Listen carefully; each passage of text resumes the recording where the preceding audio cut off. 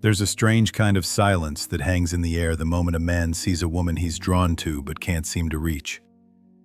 It's not the silence of the room bars are loud, coffee shops hum with conversation, gyms clatter with weights.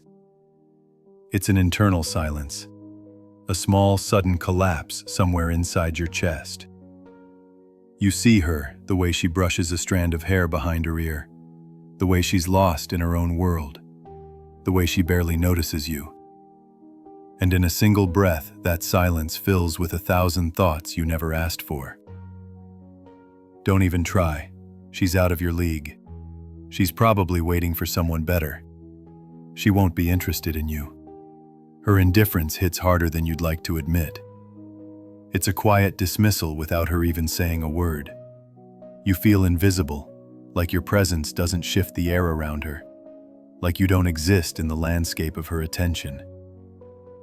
And the worst part is the way your mind magnifies it. A blank expression becomes rejection. A neutral posture becomes judgment. Her focus on her phone becomes a sign that you aren't worth looking up for. Most men don't talk about this.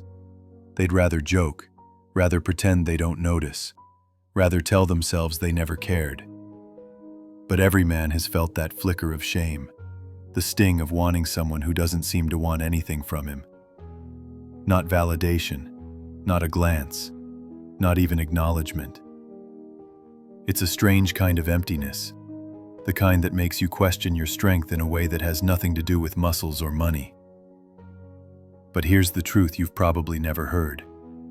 Her indifference isn't about you. Not yet. It's not rejection. It's not disapproval. It's not a verdict on your looks, your value, or your worth as a man. In most cases, she isn't saying no. She's not saying anything at all. She's simply protecting her space in a world where women are constantly approached, judged, interrupted, and evaluated. Her neutrality is often the default setting, a shield she wears not because of you, but because of everything that came before you. Every uncomfortable stare, every unwanted comment, every night she wished she could go out without being a target. Men often assume a woman's silence means she doesn't like them. But that silence, more often than not, means she doesn't know you. She doesn't know if you're safe. She doesn't know if you're genuine. She doesn't know if approaching her is a sign of confidence or another predictable attempt to claim her attention. Neutrality is not rejection. Neutrality is caution. And caution is human. So here's the reframe. The shift that will change everything. Her coldness isn't a closed door. It's simply an unopened one. And your reaction to that unopened door says more about you than anything else. Most men fall into one of two traps. The first is retreat, giving up before even taking a step. The second is overcompensation, pushing too hard, turning nervousness into performative confidence, turning curiosity into desperation. Both come from the same place: fear. Fear of being unwanted, fear of not being enough, fear of being exposed. But what if you didn't take her neutrality personally? What if you understood it for what it truly is, a blank canvas? A space where nothing has been decided yet, where you are neither rejected nor accepted, where you haven't been placed in the friend zone, the creep zone, or the guy she will never talk to zone, where you're simply a stranger she knows nothing about. This gives you more power than you think, because a blank canvas means possibility. It means you're not fighting against a preconceived image of you. You're not repairing a bad first impression. You're not climbing out of a pit you dug before you even said hello. You are starting from zero, and zero is a far better place than most men imagine.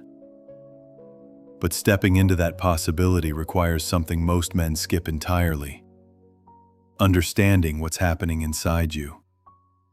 Why does a neutral glance from a woman you don't even know feel like a spotlight exposing every insecurity you've buried? Why does her lack of attention feel like a sign that you are somehow lacking? The answer isn't simple, but it is honest. For many men, attraction is tied to identity. The moment a woman triggers your interest, your brain elevates her. She becomes a symbol, not just a person, but a possibility. And with that possibility comes pressure. You begin to feel like your worth is on the line. This is the real battle, not with her attention, but with your own self-perception. And this is where your transformation begins. Not in learning lines or tricks or tactics, but in rebuilding the foundation inside yourself. Because the men who succeed in these moments aren't better looking or funnier or richer. They're calmer, more grounded, more rooted in their own worth. They aren't shattered by a blank stare or intimidated by neutrality. They don't collapse under the weight of possibility. They walk into it with steady breath, steady thoughts, and a steady sense of who they are. Her indifference is not a wall you have to break. It's a mirror that shows you exactly where you stand with yourself. When you can face that mirror without flinching, when you stop needing her interest to feel valuable, you stop being invisible. You become inevitable. There's a moment in every man's life when he realizes he's been living like a starving person walking into a feast. Not because he's weak, not because he lacks potential, but because somewhere along the way he convinced himself that love, connection, and female attention were scarce, like rare storms that only appear once every few years. And if he misses them, he'll wander through emotional drought forever. Maybe you felt that too. That tightening in your chest when you see a woman who catches your attention. That quiet panic that whispers, "If you don't get this right, you won't get another chance tonight." It's strange how quickly one person can become a symbol of something bigger. Your hope for connection, your desire to feel chosen, your wish to finally break out of the pattern where women barely notice you. I once knew a man named Daniel, ordinary on the surface, quiet, responsible, the type of guy no woman would complain about but few would ever remember. For years, Daniel lived in a small mental cage built out of scarcity. Every woman he liked became the only one. Every interaction felt like a final exam. Every little sign of disinterest felt like a personal failure. He didn't realize it then, but he was walking into every room with a silent plea stamped across his forehead. "Please don't reject me." And women could feel it.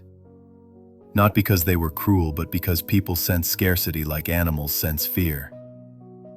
When someone needs your approval to breathe, your instincts push you away.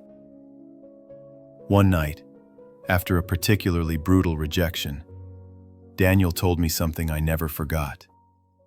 He said, "I don't even think I liked her that much. I think I just needed her to like me."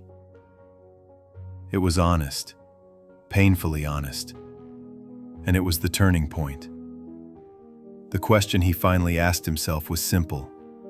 Why am I giving strangers the power to decide how I feel about myself? That question dragged him into a journey he didn't expect. A journey that every man secretly needs but few have the courage to take. Because attraction doesn't begin with charm, or conversation, or confidence. It begins with your relationship with yourself. When a man's inner world is empty, every woman becomes a lifeline. When his life lacks direction, every interaction becomes a shortcut to validation. When he hasn't built a sense of pride from his own existence, he starts borrowing worth from every smile, every glance, every crumb of attention women give him. But something miraculous happens when a man begins to build a life that is bigger than one moment, one woman, one outcome. Daniel didn't start with anything dramatic. He didn't suddenly become rich or muscular or socially magnetic. He just made a decision. He would stop living like he was waiting for someone else to choose him. He started waking up early and going to the gym, not to impress anyone, but because it made him feel grounded. He began reconnecting with hobbies he had abandoned years ago, like playing guitar and hiking. He rebuilt friendships that had faded. He stopped scrolling through dating apps like they were slot machines promising emotional jackpots. And something subtle began to shift. He walked a little taller now, not because he trained his posture, but because his life no longer folded inward. His conversations changed, not because he learned clever lines, but because he finally had things to talk about that weren't rooted in insecurity. He stopped clinging to outcomes, stopped placing women on pedestals, stopped suffocating interactions with the need to be liked. For the first time in his life, he wasn't starving. He was full, and you could feel it. Women could feel it too. The truth is, what people often describe as confidence isn't loud or aggressive or alpha. It's the quiet steadiness of a man who no longer needs strangers to fill the empty spaces inside him. It's emotional composure, the ability to stay centered when someone doesn't laugh at your joke, doesn't respond to your interest, or doesn't give you the reaction your ego hopes for. Women are drawn to that steadiness. Not because it's flashy, but because it feels safe. The world is chaotic enough. Life is unpredictable enough. A man who isn't thrown off balance by every little thing becomes a rare anchor in a sea of noise. That's what real status looks like. Not money, not cars, not the carefully curated image of success, but the energy of a man who is rooted in himself. A man who can walk into a room quietly and still feel like he belongs there. A man whose value is generated internally, not borrowed from the opinions of others. Attraction doesn't start with her. It starts with you, with your mornings, with your routine, with the way you breathe through stress, with the way you navigate failure, with the way you talk to yourself when no one else is listening.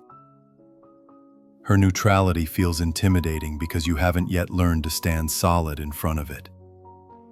But once you do, once you build a life that fills you instead of drains you, once you become a man whose worth doesn't fluctuate with the rising and falling tides of female attention, things begin to change.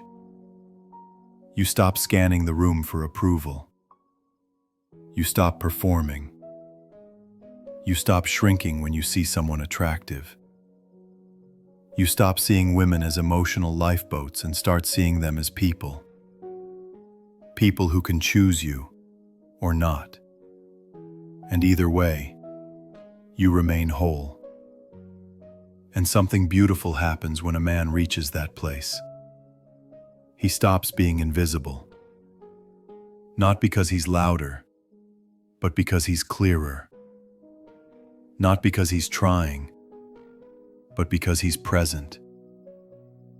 Not because women suddenly change, but because he finally does. This is the foundation of real attraction. Not tricks, not lines, not games. A full life, a steady heart. A man who chooses himself first, so that anyone who joins him is stepping into a world already rich, already meaningful, already alive. That's when her neutrality stops being a threat. It becomes an invitation. You can tell a lot about a man without hearing him speak. In fact, most of the time, a woman has already decided how she feels about you long before you ever open your mouth. Not because she's judging your job, your looks, or the brand of your shoes, but because your body speaks first. It always does.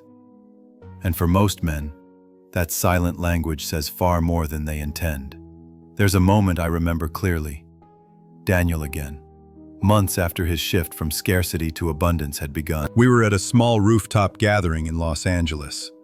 One of those nights where the warm air feels like permission to start over, where conversations flow easily and everyone seems both relaxed and electric at the same time. Across the space was a woman he had noticed. Someone with a quiet elegance in the way she carried herself. The kind of woman who didn't need to try to be interesting, she simply was. Daniel saw her and, for the first time in a long time, didn't freeze. He didn't shrink. He didn't immediately assume she was too good for him, or that he needed some clever opener to make an impression. He just breathed. And then something surprising happened. Before he ever took a step toward her, she noticed him. She looked up, held his gaze for half a second longer than necessary, then turned away with the faintest smile, an invitation so subtle most men would miss it. But she noticed him first. Not because he was the most attractive man there, not because he was the most charismatic, but because his presence, his silent signal, was different. A man's presence is built from countless tiny movements, most of which he doesn't even know he's making. The way he stands, the way he walks into a room, the way his eyes move when he's thinking or observing or avoiding, the way his shoulders fall when he's nervous, the way he holds his hands as if he's bracing for impact or ready to retreat. All of it tells a story. And women, especially women who are emotionally intelligent or socially aware, read these stories instantly. They don't do it consciously. Their nervous system just knows. It's the same instinct that tells them which man is safe, which man is anxious, which man is trying too hard, and which man is simply grounded. Daniel used to walk into rooms like someone apologizing for taking up space. His shoulders were slightly hunched, his chin a little lowered, his movements quick and sharp, as if every step he took was a request for permission. He wasn't unattractive. He was simply invisible, the way a shadow becomes part of the wall unless light hits it just right. But that night on the rooftop, his body told a different story. His posture was relaxed but upright, his shoulders open instead of closed, his head level instead of tilted down. There was a calmness in the way he moved, a deliberate slowness that gave the impression of a man in control of himself. Not of others, just of himself. And that alone changed everything. It's strange how much a single adjustment can shift the way the world reacts to you. When a man feels small, he physically shrinks. Arms crossed, shoulders tense, eyes darting for escape routes. But when he feels full inside, his body expands without force. He stands taller, breathes deeper, moves with intention. He becomes not louder, but clearer. Women pick up on this. They feel the difference. A man who's fidgeting radiates anxiety. A man who's stiff radiates insecurity. A man who stares too intensely radiates desperation. A man who avoids eye contact radiates fear. But a man who is calm in his breath, calm in his gaze, calm in his presence, radiates strength. Daniel wasn't performing confidence that night. He wasn't pretending to be someone more impressive. He was simply comfortable in his own skin. And comfort is magnetic. It's the energy of someone who doesn't need praise to breathe or validation to stand upright. It's the quiet signal that tells a woman, "I'm okay. I'm not here to take from you. I'm here. And if our worlds intersect, great. If not, I'll still be good. That's what she felt when she looked at him. Not a man begging for attention. Not a man hiding behind invisible armor. But a man present. When he finally walked toward her, he didn't rush. He didn't adjust his clothes anxiously or wipe his palms on his jeans. His steps had rhythm, his movements unhurried, as if time wasn't something to chase but something to move with. And each step communicated a message he didn't need to say out loud. I belong here. Women respond to that message more than any pickup line ever created. What made it powerful wasn't dominance or swagger. It was composure. A woman doesn't need a man to be the loudest in the room. She doesn't need him to peacock or flex or command attention. She needs to feel that he isn't brittle. That if she talks to him, he won't crumble. That if she sets boundaries, he won't take it personally. That he is emotionally steady enough to handle her presence without folding under his own expectations. When Daniel approached, she turned toward him, not because of what he said, but because of how he made her feel before he even spoke. Safe. Curiosity works best in an atmosphere of safety.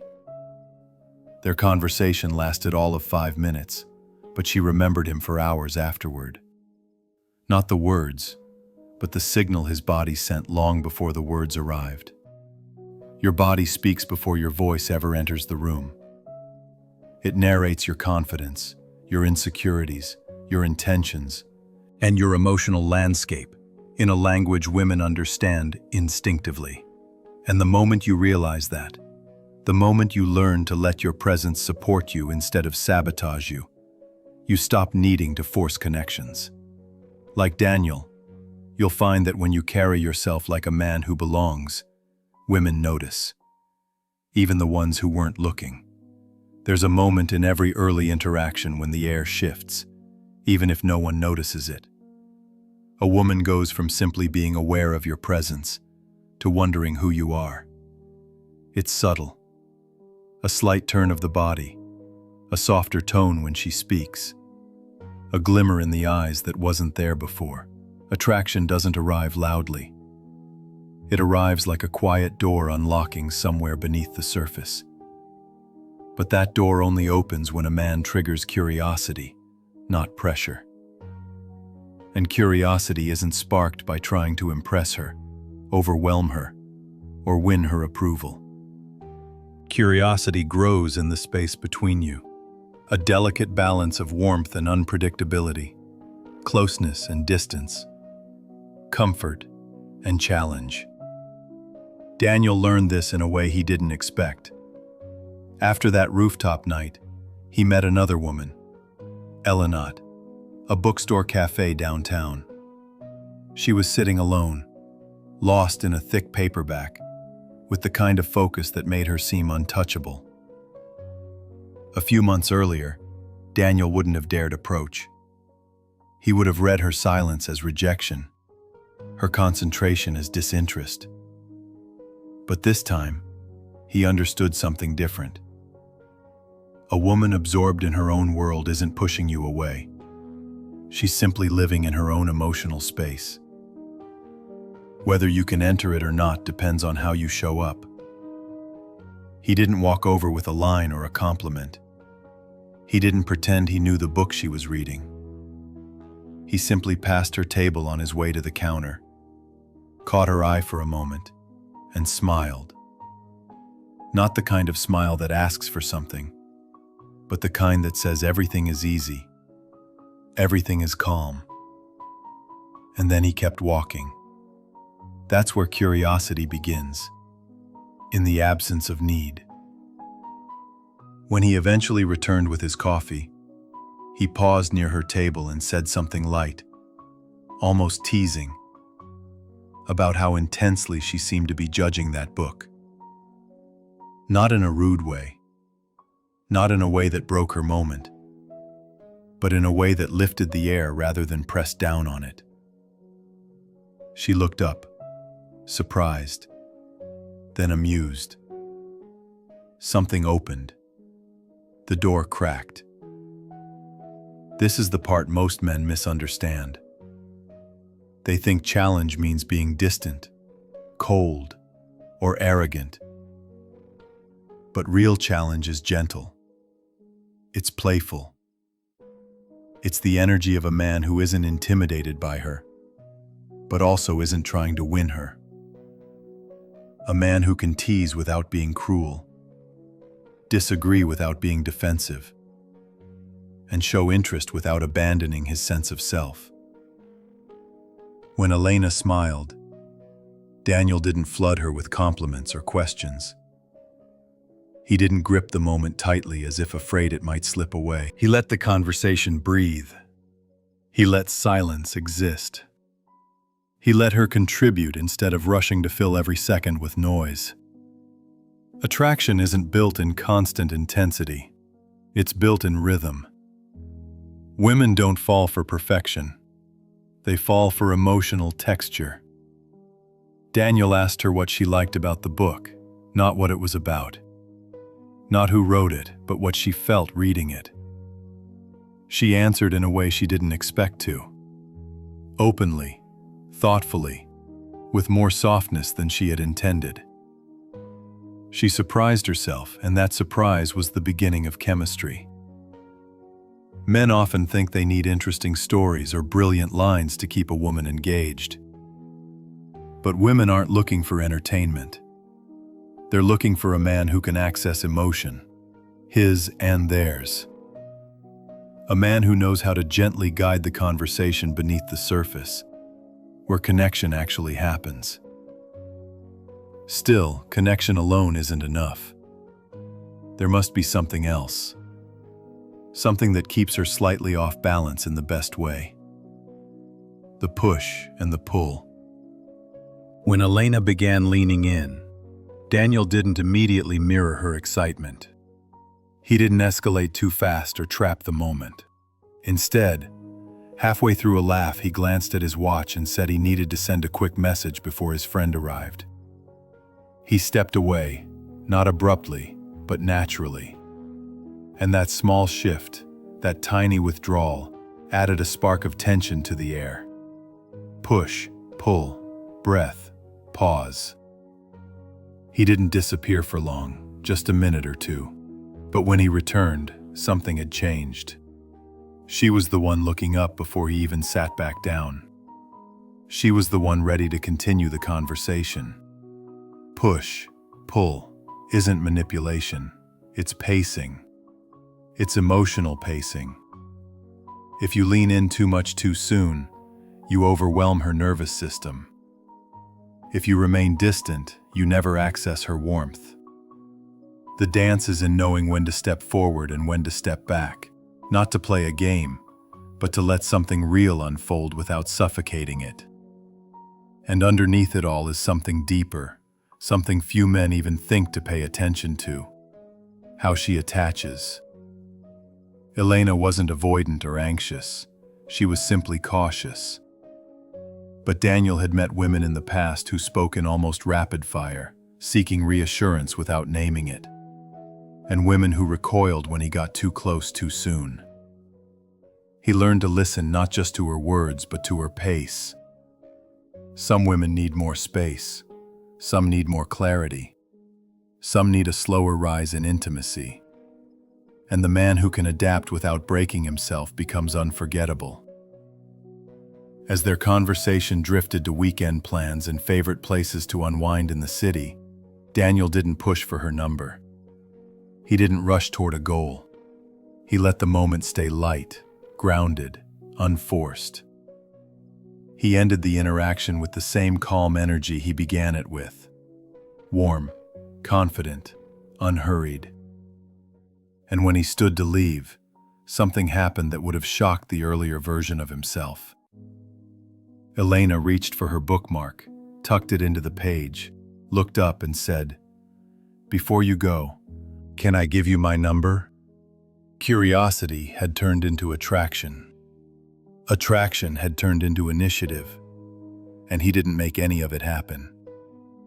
He simply didn't trigger her defenses. He awakened her interest instead. That's the heart of real psychology-based attraction. Not force, not performance, but presence, rhythm, emotion, and space. Space for her to come toward you. Not because she has to, but because she wants to.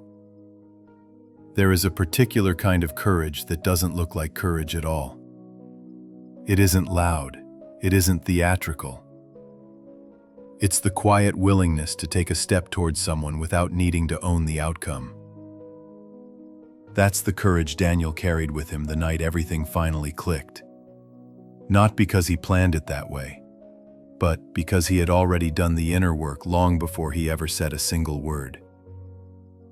It happened on a Saturday evening in a dim, warm bar tucked between two tall buildings downtown. The kind of place where the music hums instead of shouts, and the lighting softens even the sharpest edges of the world. Daniel arrived with two friends, not for the purpose of meeting anyone, but because his life finally included nights where fun wasn't tied to expectation.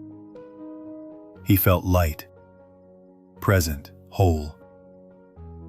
He wasn't scanning the room like a man searching for permission to exist. He wasn't evaluating himself against the crowd. He wasn't waiting for the moment he'd need to perform. Instead, he was already in motion, talking to the bartender about a new drink on the menu, joking with an older couple sitting nearby, exchanging a laugh with a stranger about how impossibly long the line had become at the entrance. None of these interactions meant anything on the surface, yet each one shaped the atmosphere around him. People warmed to him, smiled back, opened up.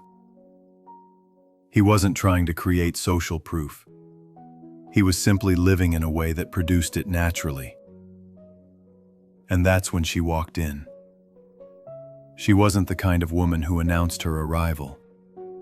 She didn't dress for attention or glide through the room like she expected eyes to follow her. She simply carried an ease about her new walls. No sharpness, just a quiet steadiness, as if she trusted life more than most people dared to. She took a seat at the bar, a few spaces away from him, and ordered something simple. Earlier in his life, Daniel would have felt that familiar jolt of panic, the pressure, the voice that said, "Don't screw this up." But tonight that voice had no foothold. He didn't study her. He didn't run sentences through his head like he was auditioning for a part. He kept enjoying the conversation he was already in. And because he wasn't forcing anything, the moment came to him instead of the other way around. When the bartender placed her drink down, she made a playful comment about the name of it. And Daniel, without turning it into a performance, added a teasing remark of his own. She laughed, not loudly, not dramatically, just enough for the air to soften between them. He didn't jump in with questions. He didn't slide closer. He let the moment breathe. A few minutes later, their conversations naturally drifted together. It didn't feel like approaching. It felt like aligning. That's what happens when you stop chasing moments. They start seeking you. As they talked, Daniel did something most men rarely do.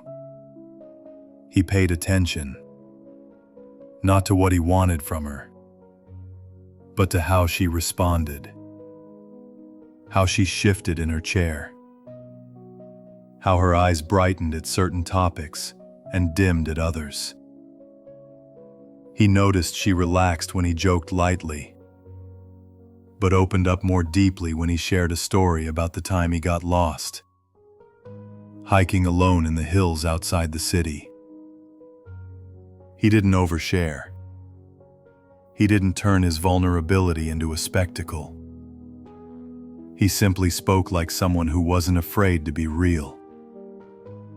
The more he listened, the more she leaned in.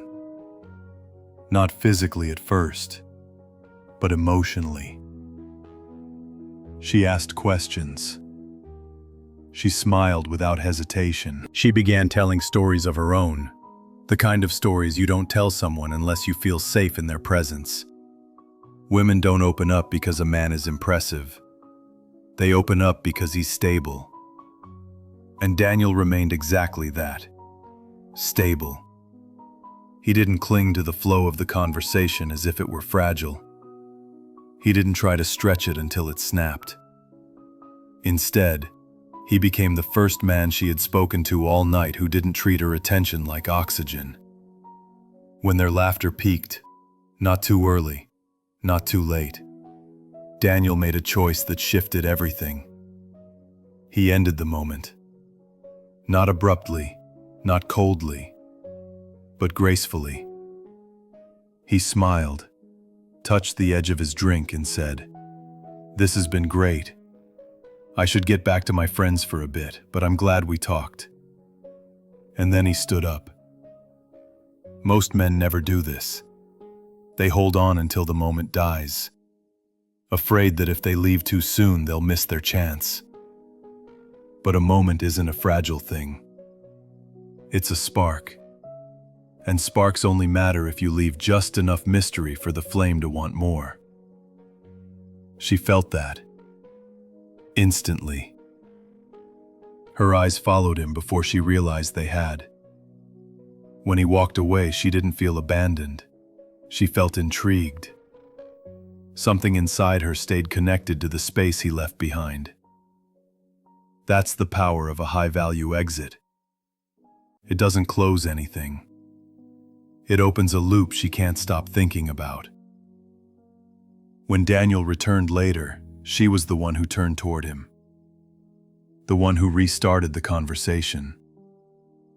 The one who asked, almost too casually to be casual, "Are you leaving soon?" He smiled because he understood what she was really asking. Before he left for the night, she gave him her number. Not because he asked, but because she wanted him to have it. And when she placed her phone into his hand, there was no hesitation. No uncertainty. Only the kind of calm that mirrors true attraction. That's what happens when a man approaches, connects, and exits with the confidence of someone who isn't ruled by outcome. He becomes a story she replays, a presence she feels even after he's gone. A man who doesn't take from her energy, but adds to it, simply by knowing who he is. Real attraction isn't born in the first hello. It's born in the goodbye she remembers. The goodbye that leaves the door open. The goodbye that tells her you're not going anywhere, but you're not chasing her either. And for the first time, she wonders, not whether you like her, but whether she might be the one hoping you'll stay.